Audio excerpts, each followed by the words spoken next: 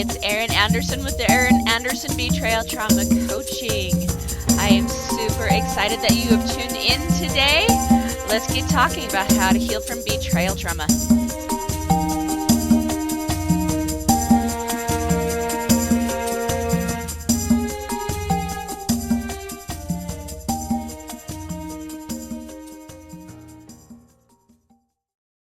Hey, my loves. Welcome back to another episode of The Other Side of the Struggle.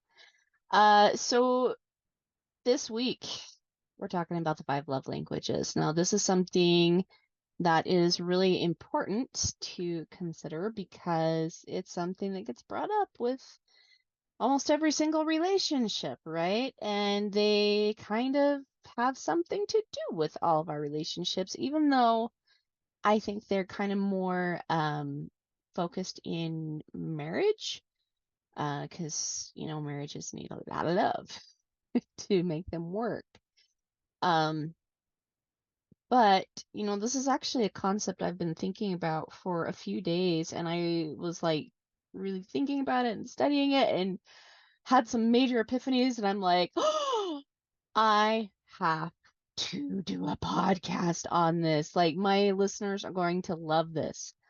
But before I get started, remember again, I would love to boost my numbers a little bit more, guys, with my podcast and my followers on YouTube. So please go like, subscribe on the YouTube channel, go click the 5-star rating on the podcast, so that way, it does boost this, and also share with your friends, tell them about this podcast and about the YouTube channel, and have them go check it out, because I definitely want, to help as many people as I can. So if you're loving it, give me some love back. And with that, let's go ahead and dive right in to the 5 love languages. And let me tell you, okay, this is crazy.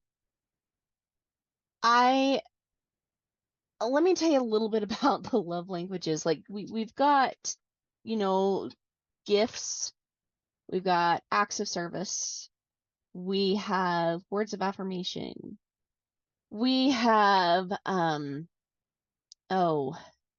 touch and quality time, right? We have 5 different love languages, and therapists, coaches, people are consistently talking about them and saying, like, we need to learn how to speak each other's love languages.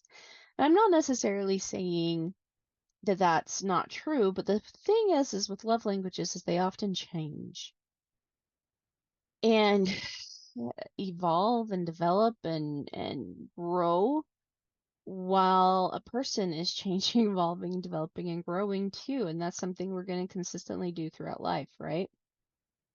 But in truth, I would say that relationships actually have 5 things that they need in order to thrive and survive, okay? And our love languages actually point to each one of those 5 things. And those 5 things are value. People want to be valued in the relationship. Thumbs up, guys. Okay? People want to be valued in the relationship. They want to be seen. They want to be respected. They want to be cherished, and they want to be prioritized. So there's 5 things that all relationships need. I'm going to go over them one more time. Okay, value. There's being seen, being respected, being cherished, and being prioritized. Now, there's going to be times in our relationships where, we have all different types of levels. Maybe sometimes we're feeling respected, but maybe not necessarily prioritized.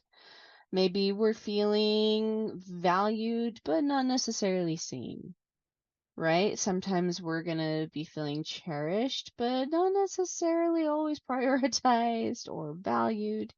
right? So I know you would think you'd feel all of them at the same time, but it's not necessarily the case. Sometimes we just need a little bit more cherishing. Sometimes we need a little more prioritizing. Sometimes we need a little more valued, right? But then there's also other times when in your relationships, all five of them are low.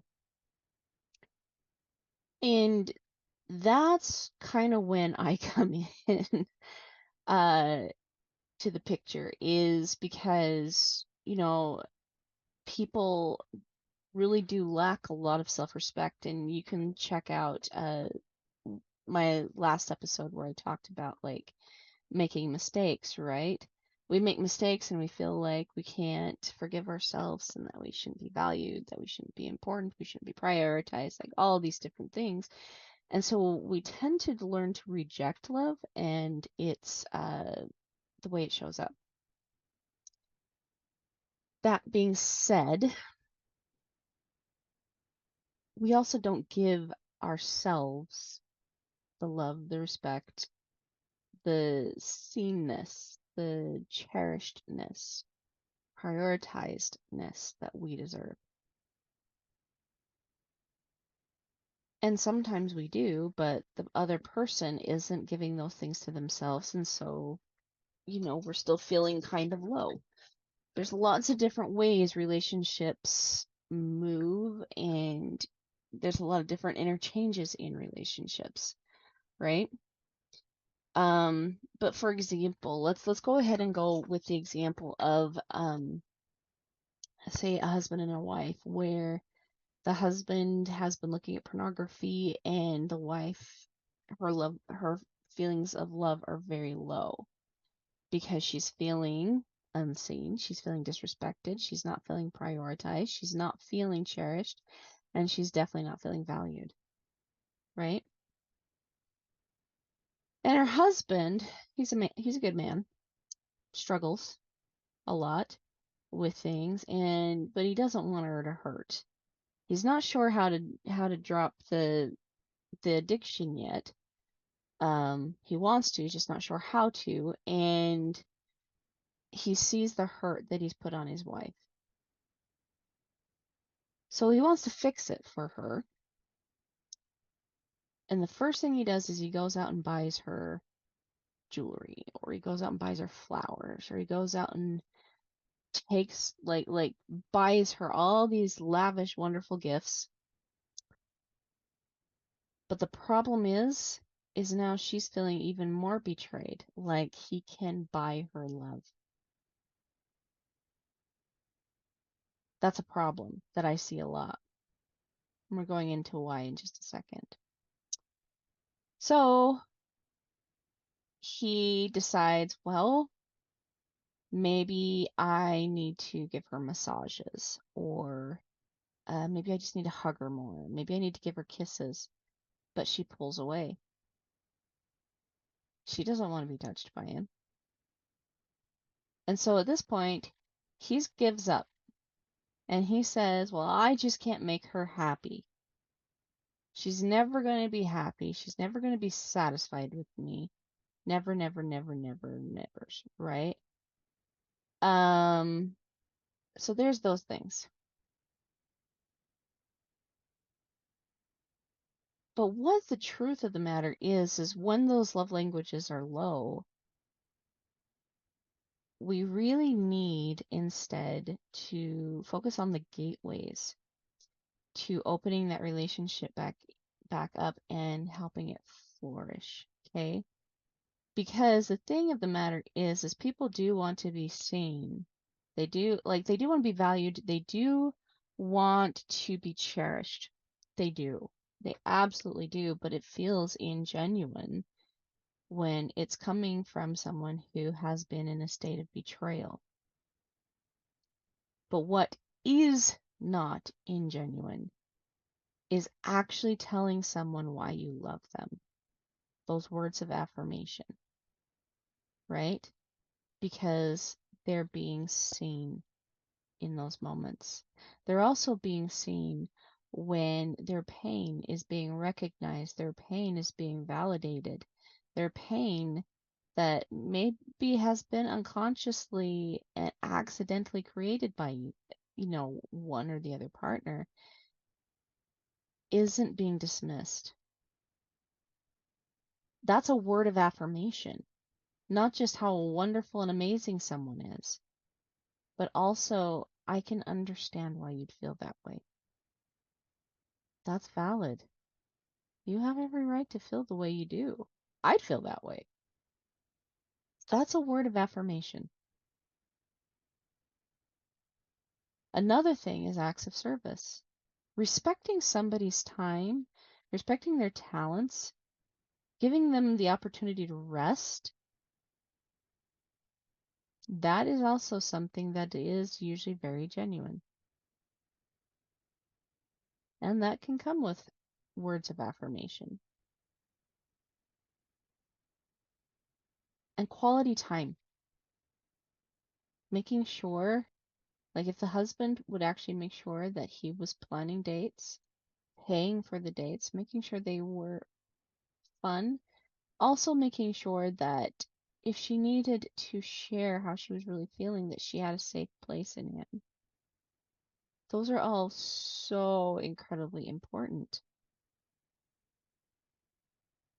And then he's able to bring in the gifts as well as the physical touch.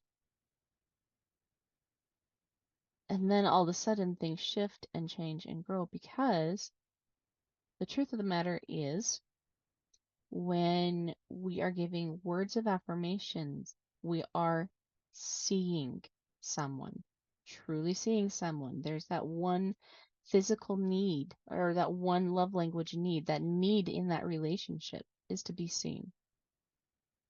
When they're taking time, quality time for that person, they're feeling prioritized. When they're serving, when they are giving those acts of service, they are respecting. They're respecting their time, they're respecting their energy, they're respecting who they are, because they know exactly how to get in and serve that person, right? And then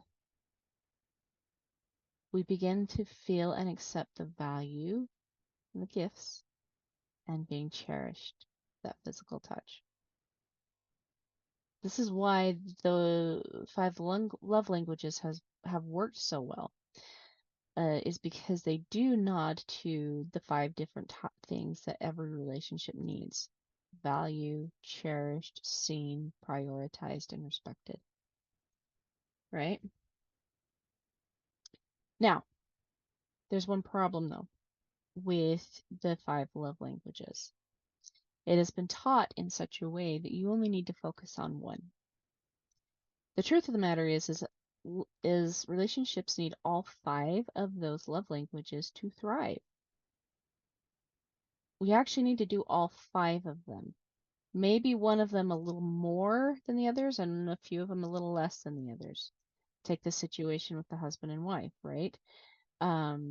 He needed to do more acts of service, words of affirmation, and quality time more than what he did the gifts and the touch, right? So it wasn't about just one thing. It wasn't about just elevating just one thing. It's about elevating the love by doing all five at some point. Okay? And the thing is if you truly do love somebody, you naturally do all five of those, because you do want them to be seen, valued, cherished, respected, and prioritized. What about, say, an entrepreneur and working with a client, right? We definitely want to speak these love languages to them as well, because our clients, especially for me, as a coach And as an influencer, I want my clients and my followers to know that I see them, I hear them, I love, and that's part of being seen and heard. I love them, I respect them, I prioritize them, I cherish them. Like all of the different things that happen when, we're in relationships. I may do like a free masterclass, right? To serve my people. A gift. I have freebies that I give away, right? Touch. Now I can't just like physically reach out through the screen and like touch someone, right? But I do actually get out and meet with my clients, and I've gone to lunch many times with clients. I do nights of healings with some of my clients, right? Like, so I'm actually getting out and touching them, but there's also other ways to touch. Have you ever heard of somebody say, like, I feel so touched? When we deeply connect to someone and we deeply understand them and we write for them or we speak to them, give them hope, give them clarity, and help them feel amazing, they're going to feel touched, right?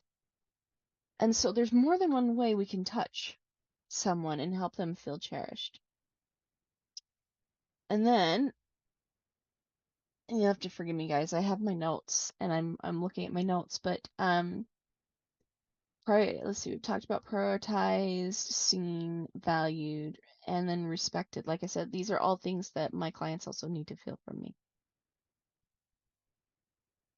So, we may, like I said, we might do like tours, we might give out freebies, we might connect in any single way we possibly can with you, just so that way you feel like you can have an amazing experience with us, because that is exactly what relationships are. Having good experiences with other people. So, yeah, love languages are great. I have nothing at all against love languages, and I think it's really good to know them because it helps us to realize that what they are needing to feel from us specifically, and the action that's associated with that feeling, right? Because if somebody's wanting to feel prioritized, we know for a fact then we need to work on our quality time. If they're wanting to feel seen, then we need to work on our words of affirmation. If they are wanting to feel respected, we need to work on the service. If they want to feel cherished, how can you touch them? How can they feel touched? And if they're wanting to feel valued, well, what gift can you give them? Okay. I hope this was helpful for you guys.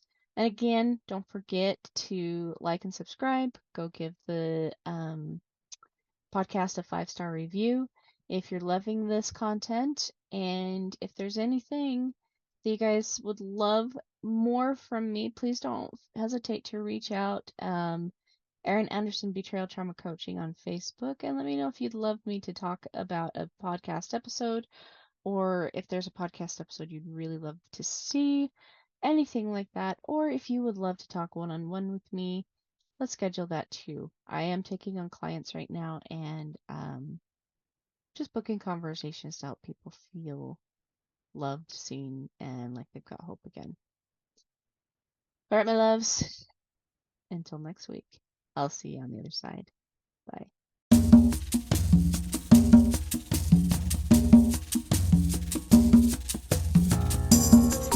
Hey guys, thanks so much for hanging out with me today and listening in on this podcasting episode. Don't forget to tune in next week.